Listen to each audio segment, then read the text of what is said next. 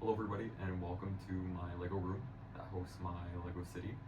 Today we're going to be taking a hopefully quick tour of the Lego city, and the city is kind of divided into three parts. So we have our residential area back here, we have like the core downtown area in front of the residential area, and then we have the in development phase past this, like past the camera. So let's just hop into the tour.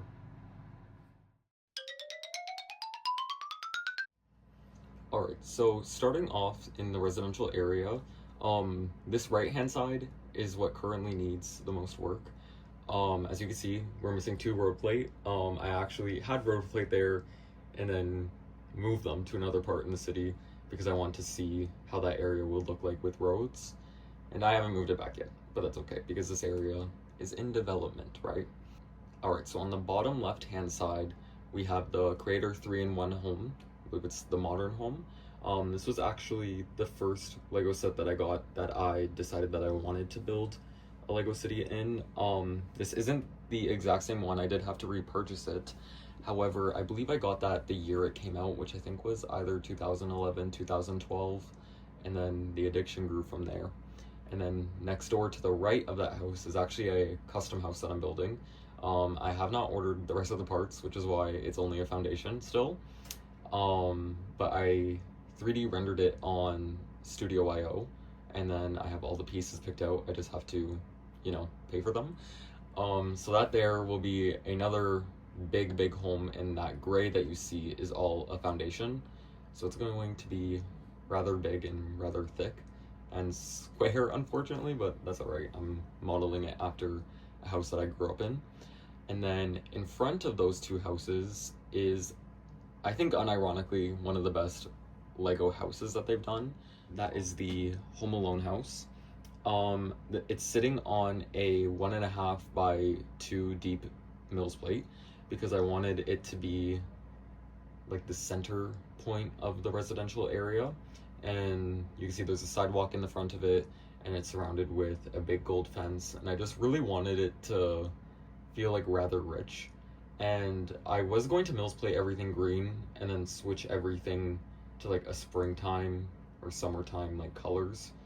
But then I was kind of thinking that it would be kind of funny to have like the crazy neighbors that have their Christmas decorations out all year round. So I thought it was pretty fun. And then beside the Home Alone house, there is the Simpsons house. Unironically, this is one of my favorite, or maybe favorite, residential Lego sets, only because I really do love that time period of houses.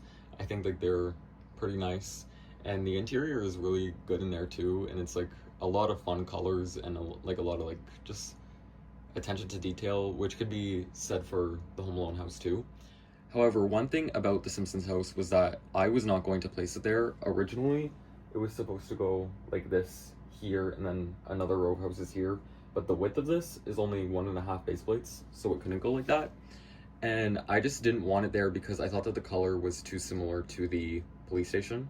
However, now that the Twilight house is out and that's a brown, maybe I'll put that there where the Simpsons house is, put the Simpsons house here, and then when I get another table for where I'm standing, I'll flip these houses like to face me on this side. But for now, I do like the layout of the residential area. However, it just needs some TLC,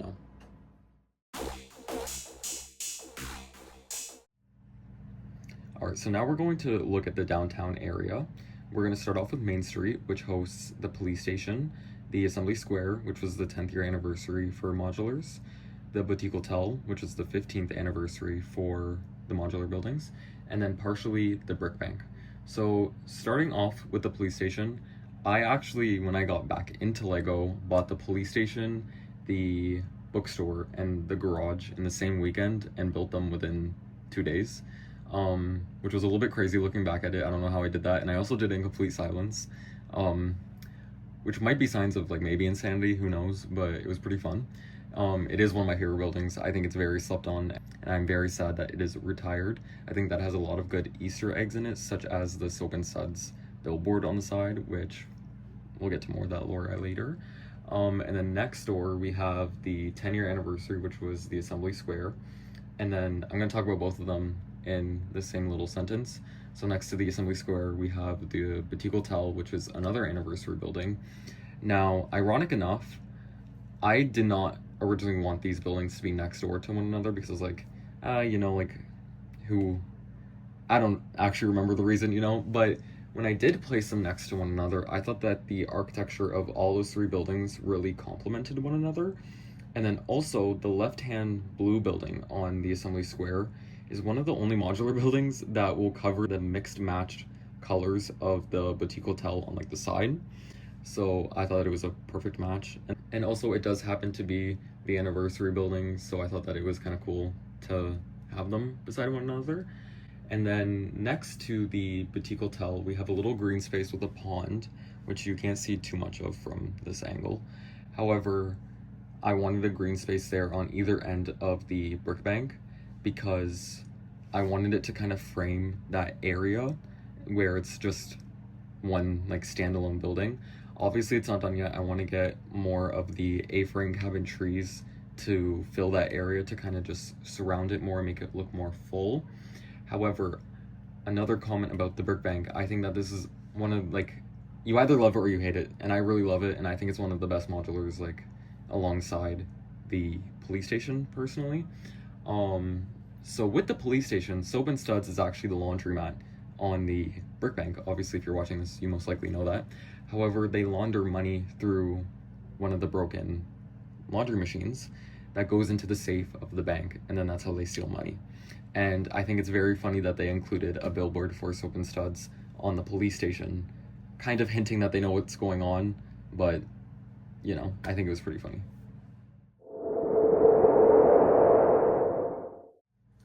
Alright, so the next street that we're going on, I've currently named it Culture Crescent. I know it's not a crescent, but it's CC, So it hosts a portion of the brick bank, another green space in front of the brick bank, and we have the Botanical Garden, and then the Parisian restaurant, and then in front of the Botanical Garden, we have a big Central Park looking area, and then also the Natural History Museum.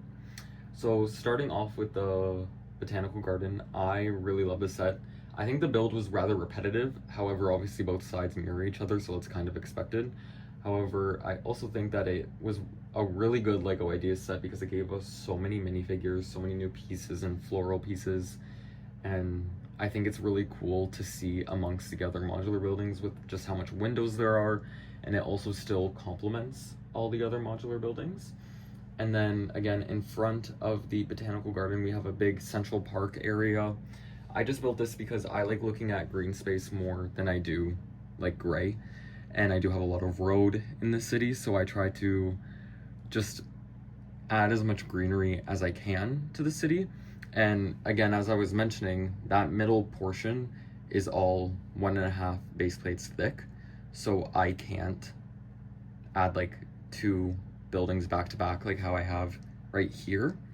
So I thought that this was a better way to use the space than to only be able to fit one 32 by 32 base plate modular. And then when I decided to do that park, Lego released the Natural History Museum, which was 1 by 1.5 base plates big, and it fit perfectly, and I was like, wow, I think it was meant to be one. Alright, and then as mentioned before, the Parisian restaurant is what kind of closes off the Culture Crescent street currently, only because next door to it, the street doesn't really keep on going. Fun fact, the Parisian restaurant was the first ever modular building that I got. I got it the year that it came out as well from my lovely aunt. And when I packed away my Lego city, it completely got destroyed, so I had to rebuild everything, and then somehow along the way, I lost a lot of pieces. So over Christmas this year, I went through each step of the instructions alongside the building, and every piece that I had missing, I reordered. If they still made them, obviously. If not, I substituted them for similar pieces and rebuilt everything, and now it's back to its prime condition, and I'm so happy because obviously this modular holds a very special space in my heart for being my first. However, I think it is one of the best modular buildings as well. So yeah, I'm very thrilled and happy that it is back to its original standards. So across the street from the Parisian restaurant, this whole neighborhood is new. These buildings have never be these buildings have never been placed beside one another.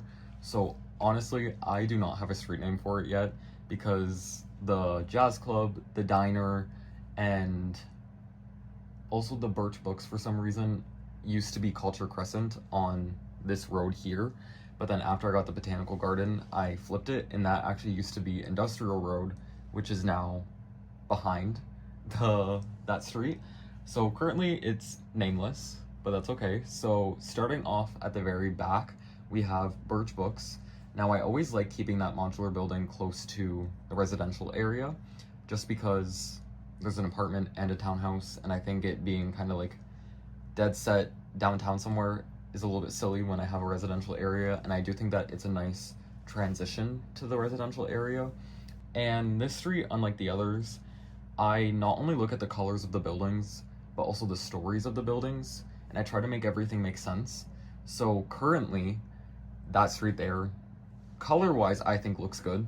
However, story-wise, I don't think it makes sense because we have a library and a townhouse next to a jazz club, next to a pub. Like, I think the jazz club and the pub make sense, like the Tudor Corner. However, maybe not with the townhouse and library right there. However, it's there for now. So again, we start off with the library, the Birch Books, and then next to it we have the jazz club. Now I have a love-hate relationship with this modular building because I think it is so similar to the police station, and being released basically right after it, I don't think was a smart move because I think both of the modular buildings are very nice. However, where they were released so like close in time, I think it took the shine away from both of them, because if you took away half of the pizzeria and put it on the other side, it's just a shrunken version of the police station. However, I do love the colors on it, and I just love Lego, so they can do no wrong in my mind. And then next to the jazz club, we have the newest modular, the 2025 modular of Tudor Corner. Now, I love this modular. I really, really do. I think it is one of the best modulars that they've done ever, really. It really, in a sense, reminds me of the jazz club, only because they both have like newly developed roofs. They have vines in the back, which I know a lot of them do, but I was just looking for similarities when I was building it. Both are decently awkward shapes, and like, I don't know, like they just really, really remind me of one another. I felt that when they released the jazz club, there was a big transition within the modular buildings, and I'm getting that kind of feeling now with the Tudor Corner as well. So time will tell on that, but it is one of my favorites.